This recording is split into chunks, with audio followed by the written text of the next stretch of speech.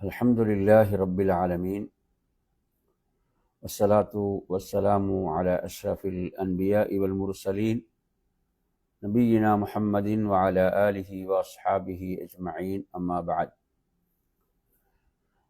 அன்பிற்குரிய சகோதரர்களே, தாய்மார்களே, சகோதரிகளே, அஸ்ஸலாமு அலைக்கும் வரஹ்மத்துல்லாஹி வபரகாத்துஹு. அல்லாஹு தஆலா தனது திருமறையிலே குறிப்பிடுகின்ற போது 8வது அத்தியாயத்தின் 32, 33 ஆகிய வசனங்கள் மக்காவுடைய நிராகரிப்பாளர்கள், காஃபிர்கள் என்ன குறிப்பிட்டார்கள் என்றால், வைது காலு அல்லாஹும்ம இன் கான ஹாதா ஹுவல் ஹக் மின் இந்திக ஃபஅம்திர் அலைனா ஹிஜாரத்தம் மினஸ் ஸமாஇ அவ் இஅ்தினா பிஅதாபின் அலீம். எங்கள் அல்லாஹுவே, இவ்வேதம் உன்னிடமிருந்து வந்தது உண்மையானால் எங்கள் மீது கல்மாரியை பொழி அல்லது துன்புறுத்தும் ஒரு வேதனையை எங்களுக்கு கொண்டு வா என்று அவர்கள் கூறியதையும் நபியை நீர் நினைத்து பார்ப்பீராக. அடுத்து அல்லாஹ் சொல்கிறான், வமா கான அல்லாஹு லியுஅذிபஹும் வ அன்த ஃபீஹிம் வமா கான அல்லாஹு முஅذிபஹும் வ ஹும் யஸ்தக்ஃபிரூன். ஆனால் நீர் அவர்களுக்கு இடையில் இருக்கும் வரை அல்லாஹ் அவர்களை வேதனை செய்ய மாட்டான். மேலும் அவர்கள் மன்னிப்பை கோரிக்கொண்டிருக்கும் வரையிலும் அல்லாஹ் அவர்களை வேதனை செய்ய மாட்டான். அவர்கள் வேதனையை கேட்கிறார்கள், வேதனையை வேண்டுகிறார்கள். ஆனால் அளவற்ற அருளாளன், நிகரற்ற அன்புடையோன், மன்னிக்கும் இறைவன் அவர்களுக்கு வாய்ப்பை கொடுக்கின்றான். இங்கு சொல்கிறான் 2 மிக முக்கியமான விஷயங்கள். அதில் ஒன்று, அவர்களுக்கு இடையில் நீர் இருக்கும் வரை அல்லாஹ் அவர்களை வேதனை செய்ய மாட்டான். நபி ஸல்லல்லாஹு அலைஹி வஸல்லம் அவர்களுக்கு மத்தியில் உயிரோடு இருக்கும் காலமெல்லாம் அல்லாஹுடைய தண்டனை அவர்களை வந்தடையாது. அல்லாஹ் அவர்களை வேதனை செய்ய மாட்டான் என்று கூறிவிட்டான். எனவே நபி அவர்களுக்கு மத்தியில் இருப்பதே ஒரு மிக பெரும் பேரருளாக இருந்து கொண்டிருக்கிறது. நபி ஸல்லல்லாஹு அலைஹி வஸல்லம் அவர்கள் இந்த உலகத்தை விட்டு பிரிந்து விட்டார்கள். இந்த வசனத்திலே சொல்லப்பட்ட மற்றும் ஒரு பாதுகாப்பு என்னவென்றால், மன்னிப்பை அவர்கள் தேடிக்கொண்டிருக்கும் காலமெல்லாம் அல்லாஹ் அவர்களை வேதனை செய்ய மாட்டான். எனவே நறுமையான சகோதரர்களே, அல்லாஹுடைய வேதனையிலிருந்து பாதுகாக்கக்கூடியது ஒருவர் அல்லாஹ்விடத்தில் பாவ மன்னிப்பை தேடுவதாகும். அதே போன்று இந்த வசனத்தில் நாம் இன்னொரு விஷயத்தையும் பார்க்க வேண்டும். நபி ஸல்லல்லாஹு அலைஹி வஸல்லம் அவர்களுக்கு மத்தியில் இருக்கும் காலம் எல்லாம் அல்லாஹ்வுடைய தண்டனை வராது என்ற உத்தரவாதம் இந்த வசனத்தில் இருக்கிறது. ஆனால் நபி ஸல்லல்லாஹு அலைஹி வஸல்லம் அவர்கள் அல்லாஹ்வை எந்த அளவுக்கு பயந்தார்கள், அஞ்சினார்கள் என்பதை ஆயிஷா ரலியல்லாஹு அன்ஹா குறிப்பிடுகின்றார்கள். இந்த செய்தி புகாரியில் 3206, முஸ்லிமில் 899 ஆகிய எண்களில் இடம்பெறுகிறது. நபி ஸல்லல்லாஹு அலைஹி வஸல்லம் அவர்கள் வானத்திலே மேகமூட்டத்தை அவர்கள் பார்த்து விட்டால் என்ன செய்வார்கள்? முன்னால் நடப்பார்கள், பிறகு திரும்பி நடப்பார்கள், தமது அறைக்கு உள்ளே போவார்கள், வெளியே வருவார்கள். நிம்மதியற்று ஒருவித தவிப்போடு அவர்கள் காணப்படுவார்கள். அவர்களுடைய முகம் மாறிவிடும். யார் சொல்றாங்க? ஆயிஷா ரலியல்லாஹு அன்ஹா அவர்கள் சொல்கிறார்கள். வானம் மழை பொழிந்து விட்டால் அந்த தவிப்பான நிலை அவர்களை விட்டும் நீங்கிவிடும். சுப்ஹானல்லாஹ். அப்ப இவ்வளவு அல்லாஹு தஆலா இந்த வசனத்திலே என்ன சொல்கிறான்? நீங்கள் அவர்களுக்கு மத்தியில் இருக்கும் வரை அல்லாஹுடைய தண்டனை வராது. இப்படி கூறியிருந்தும் நபி ஸல்லல்லாஹு அலைஹி வஸல்லம் அவர்கள் அல்லாஹ்வுடைய தண்டனை எவ்வளவு பயந்தார்கள் என்பதை நாம் விளங்கிக் கொள்ள வேண்டும். இன்று மனிதன் பாவங்களுக்கு மத்தியிலே வாழ்ந்து கொண்டிருக்கிறான், பாவங்களிலே உழன்று கொண்டிருக்கிறான், அநியாயங்களுக்கு மத்தியில் வாழுகிறான். ஆனால் அல்லாஹுடைய தண்டனையை பற்றி எந்த ஒரு அச்சமும் அவனுக்குள் இல்லை. அவனுக்குள் இல்லாத ஒரு நிலை. நறுமையான சகோதரர்களே, அல்லாஹு தஆலா அல் குர்ஆனிலே மற்றும் ஒரு இடத்திலே சொல்கின்ற போது எப்படி அல்லாஹ் கேட்கிறான் என்றால், இது சூரத்துல் ஆராஃப் 7வது அத்தியாயம் 99வது வசனம். அஃப அமினு மக்கரல்லாஹ் ஃபலா யஅமனு மக்கரல்லாஹி இல்லல் கௌமுல் காசிரூன். அல்லாஹ்வின் சூழ்ச்சியிலிருந்து அவர்கள் அச்சம் தீர்ந்து விட்டார்களா? நஷ்டவாளிகளான மக்களை தவிர வேறு எவரும் அல்லாஹ்வின் சூழ்ச்சியிலிருந்து அச்சம் தீர்ந்திருக்க மாட்டார்கள். எனவே நறுமையான சகோதரர்களே, எனவே இங்கு அல்லாஹுடைய சூழ்ச்சியிலிருந்து அச்சமற்று இருப்பவர்கள் யாருதான்? அவர்கள் நஷ்டவாளர்கள் என்று அல்லாஹு தஆலா சொல்கிறான். அந்த சமுதாயம் ஒரு சிறந்த சமுதாயம். அங்கு அல்லாஹ்வுக்கு நன்றியுள்ள மக்களாக அவர்கள் வாழ்ந்தும் அல்லாஹுடைய தண்டனை எவ்வளவு பயந்து கொண்டிருந்தார்கள். ஆனால் இன்று அநியாயங்கள் திரும்பும் பக்கமெல்லாம் அநியாயங்கள், பாவங்கள். இப்படியான சூழலில் ஒருவன் அல்லாஹுடைய தண்டனையை பற்றி அச்சமற்று இருக்கிறான் என்றால் அவர்களுக்குத்தான் இந்த வசனத்தில் அல்லாஹு தஆலா எச்சரிக்கை விடுக்கின்றான். அருமையான சகோதரர்களே, நபி ஸல்லல்லாஹு அலைஹி வஸல்லம் அவர்கள் என்ன செய்வார்கள்? ஒரு பதட்டத்தோடு காணப்படுவார்கள். மேகமூட்டம் ஏற்பட்டு விட்டால், மழை பொழிந்து விட்டால் அவர்களுடைய அந்த தவிப்பான நிலை நீங்கிவிடும். அவங்களோட முகம் என்ன செய்யும்? மலர்ந்த முகமாக மாறும். என் அருமை சகோதரர்களே, இப்ப ஆயிஷா ரலியல்லாஹு அன்ஹா அவர்கள் ஒரு முறை அல்லாஹுடைய தூதரிடம் இதை பற்றி கேட்கிறார்கள். கேட்கும் போது அவர்கள் சூரத்துல் அஹ்காஃபுடைய 24வது வசனத்தை ஓதி காட்டினார்கள். ஃபலம்மா ரஅஹு ஆரிதம் முஸ்தக்பில அவ்தியதிஹிம் காலு ஹாதா ஆரிதும் மும்திருனா. என்ன சொன்னார்கள்? அந்த ஆது கூட்டத்தினர், அதாவது அவர்களுக்கு மேல் மேகம் வந்தபோது அவர்கள் வசிக்கக்கூடிய அந்த பள்ளத்தாக்குகளை நோக்கி அந்த மேகங்கள் வந்து கொண்டிருப்பதை அவர்கள் கண்டபோது என்ன சொன்னார்கள்? இது நமக்கு மழை பொழிவிக்கும் மேகமாகும் என்றுதான் சொன்னார்கள். நறுமையான சகோதரர்களே, ஆனால் அல்லாஹ் என்ன பதிலளிக்கிறான்? இல்லை, நீங்கள் அவசரப்பட்டீர்களே. அந்த வேதனை, அந்த காற்று எதை சுமந்து வருகிறது? நோவினை தரும் வேதனையை சுமந்து கொண்டு வருகிறது. நறுமையான சகோதரர்களே, இதை சொல்லிவிட்டு அல்லாஹ்வுடைய தூதர் சொன்னார்கள், அந்த வேதனையை கொண்டு வரக்கூடிய மேகமாகவும் இது இருக்கலாம், எனக்கு தெரியாது என்று பதிலளித்தார்கள். இவ்வளவு அல்லாஹுவை பயந்தார்கள், அல்லாஹுவை அஞ்சினார்கள் நபி ஸல்லல்லாஹு அலைஹி வஸல்லம் அவர்கள். அல்லாஹ்வுடைய உத்தரவாதம் இருந்தும் நறுமை சகோதரர்களே, அல்லாஹ்வுடைய தூதர் இவ்வளவு அல்லாஹுடைய தண்டனையை பயந்திருக்கிறார்கள் என்றால் நாம் எவ்வளவு எண்ணி பார்க்க கடமைப்பட்டிருக்கிறோம். நறுமையான சகோதரர்களே, சுப்ஹானல்லாஹ். இவ்வாறாக நபி ஸல்லல்லாஹு அலைஹி வஸல்லம் அவர்கள் அல்லாஹுடைய தண்டனையை பயப்படக்கூடியவர்களாக இருந்தார்கள். அந்த வசனம் நமக்கு சொல்லக்கூடிய இரண்டு மிக முக்கியமான விஷயங்களில் அடுத்த விஷயம் என்ன? அதாவது நீங்கள் அல்லாஹ்விடத்தில் பாவ மன்னிப்பு தேடும் காலமெல்லாம், மன்னிப்பை கோரிக்கொண்டிருக்கும் காலமெல்லாம் அல்லாஹ்வுடைய தண்டனை வராது. எனவே அப்ப நாம் என்ன செய்ய வேண்டும்? நாம் அல்லாஹுடைய தண்டனையிலிருந்து நம்மை காத்து கொள்ள வேண்டுமா? அல்லாஹ்விடம் அதிகம் அதிகம் நாம் பாவ மன்னிப்பு தேட வேண்டும். நபி ஸல்லல்லாஹு அலைஹி வஸல்லம் அவர்கள் ஒரு நாளைக்கு 100 முறை அல்லாஹ்விடத்திலே அஸ்தக்ஃபிருல்லாஹ் அஸ்தக்ஃபிருல்லாஹ் வ அதூபு இலைஹ் என்று கூறுவார்கள். எனவே அன்பிற்குரியவர்களே, நாம் அல்லாஹ்விடத்திலே பாவ மன்னிப்பு தேடுவதோடு நாம் பிறரையும் அதற்கு ஆர்வப்படுத்த வேண்டும்.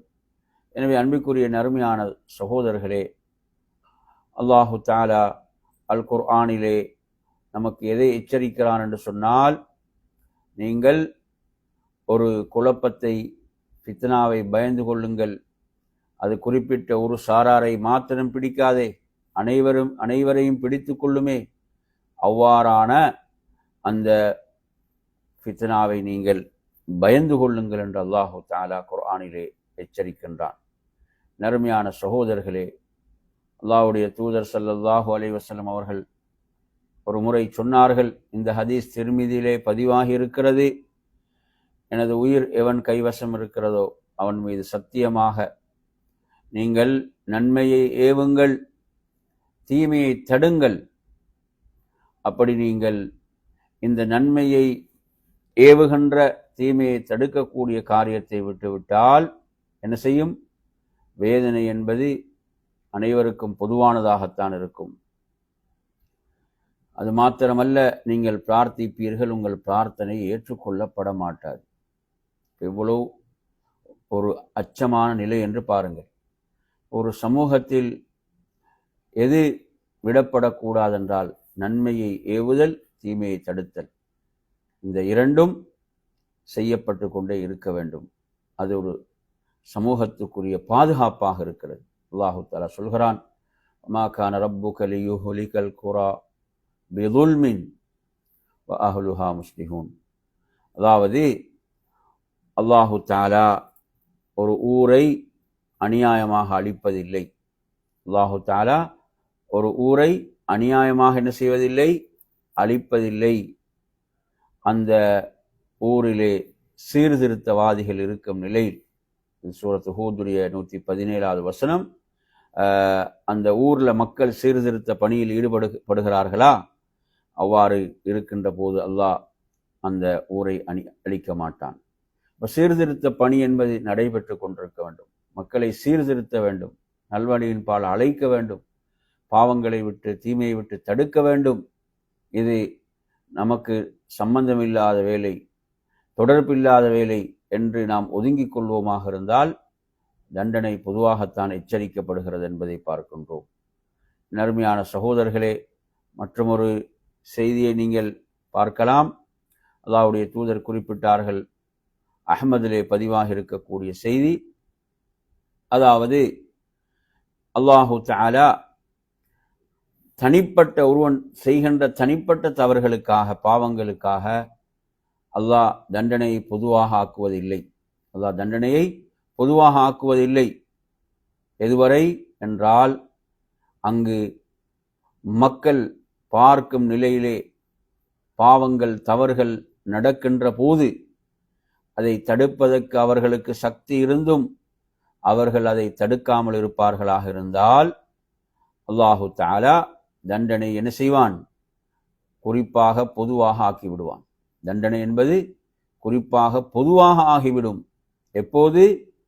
ஒருவன் ரகசியமாக பாவம் செய்கிறான் என்றால் அது பிரச்சனை இல்லை, அவனோடு இருக்கிறது. ஆனால் பாவம் பகிரங்கமாக நடக்கின்றது, பாவத்தை தடுப்பதற்கு சக்தி இருந்தும் அதை தடுக்காமல் இருக்கின்ற போது தண்டனை பொதுவாகிவிடும் என்று அல்லாஹ்வுடைய தூதர் ஸல்லல்லாஹு அலைஹி வஸல்லம் அவர்கள் குறிப்பிடுகின்றார்கள்.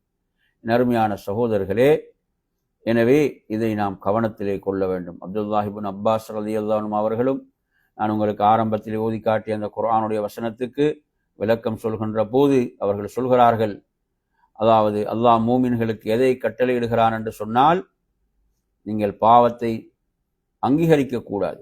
உங்களுக்கு முன்னால் நடக்கக்கூடிய பாவங்களை அங்கீகரிக்க ஆரம்பிப்பீர்களாக இருந்தால் அப்போது தண்டனை என்ன செய்யும்? பொதுவாகும். தடுக்காமல் அதை அங்கீகரிக்கக்கூடிய நிலை என்பது தண்டனை பொதுவாக வருவதற்கு காரணமாகி விடுகிறது என்பதை பார்க்கின்றோம். அதே போன்று அருமையான சகோதரர்களே, மற்றொரு செய்தியை நீங்கள் பார்க்கலாம். அல்லாஹுடைய தூதர் ஸல்லல்லாஹு அலைஹி வஸல்லம் அவர்கள் எப்படி இதை சொல்கிறார்கள் என்று சொன்னால், அதாவது இதா ரஅவுல் ஸாலிம், என்ன செய்கிறார்கள்? மனிதர்களிலே அநியாயம் செய்யக்கூடியவர்களை பார்க்கிறார்கள், அந்த அநியாயத்தை அவர்கள் தடுக்கவில்லை என்றால் அல்லாஹு தஆலா தண்டனையை பொதுவாக்கி விடுவான் என்ற செய்தி, அதாவது திர்மிதி, அபூதாவுத் போன்ற நூல்களெல்லாம் இடம்பெறுகின்ற செய்தியாக இருந்து கொண்டிருக்கிறது. எனவே நறுமையான சகோதரர்களே, அநியாயங்கள் நடக்கின்ற போது அந்த அநியாயங்களை தட்டி கேட்பதற்கு சக்தி இருந்தும் அதை தடுப்பதற்கு சக்தி இருந்தும் அதை தடுக்காத போது தண்டனை பொதுவாகும். இது நமக்கு என்ன வீண் பிரச்சனை என்று இவ்வாறு கண்டும் காணாமலும் அதை தடுப்பதற்கு சக்தி இருந்தும் தடுக்காமல் இருப்பவர்கள் அஞ்சிக் கொள்ள வேண்டும். குறைந்தபட்சம் அந்த அநியாயத்துக்கு துணை போகக்கூடாது. அந்த அநியாயத்தை உள்ளத்தால் வெறுக்க வேண்டும். அல்லாஹு தஆலா அல்லாஹ் குர்ஆனிலே சொல்கிறான், வலா தர்கனு இலல்லதீன வலமு ஃபதமஸ்ஸகுமுன் நார். நபியை பார்த்து சொல்கிறான், நீங்கள் அநியாயக்காரர்களின் பக்கம் சாய்ந்து விடாதீர்கள். அநியாயம் பாருங்க, அநியாயக்காரர்கள் பக்கம் அநியாயத்தை செய்யாதீங்கன்னு சொல்ல, அநியாயக்காரர்களின் பக்கம் அநியாயத்தின் பக்கம் நீங்கள் சாய்ந்து விடாதீர்கள். சாய்ந்து விட்டால் என்ன தண்டனை? நரகம் உங்களை தீண்டும் என்று அல்லாஹு தஆலா சொல்கிறான். அநியாயத்தின் பக்கம் சாய்வதற்கு இவ்வளவு கடுமையான எச்சரிக்கை என்றால், ஒரு அநியாயத்தை செய்தால் இன்னும் நாங்கள் பார்க்குறோம், நிறைய பேர் அநியாயத்துக்கு துணை போகின்றார்கள். இவ்வளவு ஒரு நெருக்கடியான நிலை வந்தும் நாங்கள் பார்க்குறோம், இவ்வளவு ஒரு நெருக்கடியான நிலை வந்தும் சிலர் என்ன செய்கிறார்கள்? தங்களுடைய பொருட்களை எல்லாம் விலையை உயர்த்துவதற்காக பதுக்குகின்றார்கள், அல்லது அதிக விலைக்கு விற்கின்றார்கள். அதிக விலைக்கு விற்கின்றார்கள். இந்த மக்கள் இவ்வளோ கஷ்டத்தில் இருக்கும் போது இதை வாய்ப்பாக்கி என்ன செய்கிறார்கள்? அதாவது விலையை உயர்த்துகிறார்கள், பொருட்களை பதுக்குகின்றார்கள், ஒரு தட்டுப்பாட்டை ஏற்படுத்தி விலையை கூட்டுவதற்காக.